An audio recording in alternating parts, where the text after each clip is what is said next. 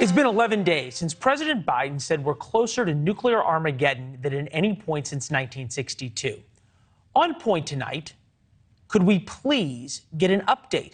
Anything from this president on this issue would be nice. 11 days and we're all still here. So are we on the brink of nuclear war or not?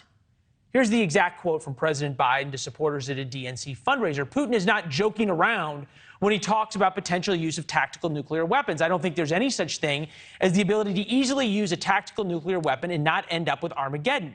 Putin is not joking, as the president continued. All right. Those are serious comments, as we have talked about. But right after he said it, the White House backtracked. Official after official told us there's no indication Russia is preparing to use nuclear weapons. What's more concerning, perhaps, is those same officials say his comments didn't come after any new intelligence assessment on Russia's nuclear arsenal.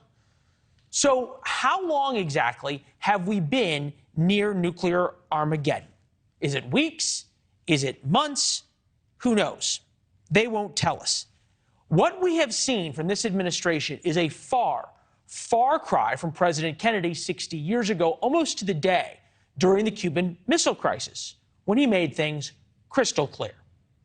It shall be the policy of this nation to regard any nuclear missile launched from Cuba against any nation in the Western Hemisphere as an attack by the Soviet Union on the United States, requiring a full retaliatory response upon the Soviet Union. All right, President Kennedy's administration moved with urgency during the Cuban Missile Crisis. He warned the Soviets just a couple of days after U.S. intelligence found the missiles, announcing evidence in a televised speech. His wording was so stern, the Soviets accused him of making threats.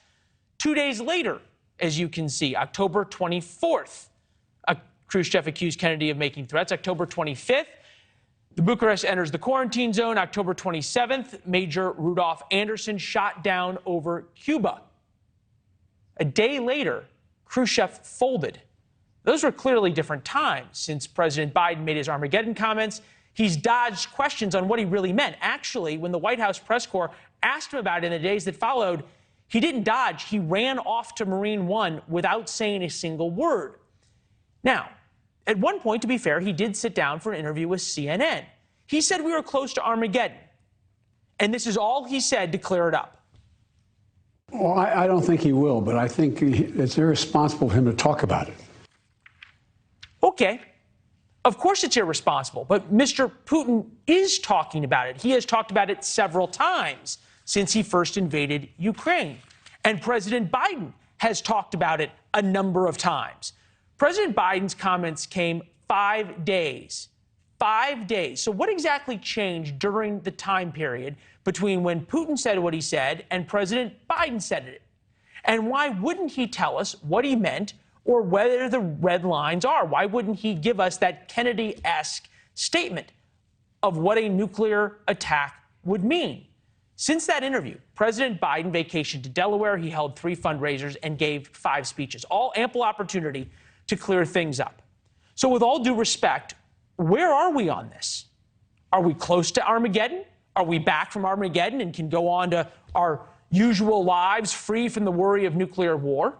This isn't a partisan question. It's a question we should all want our president to answer.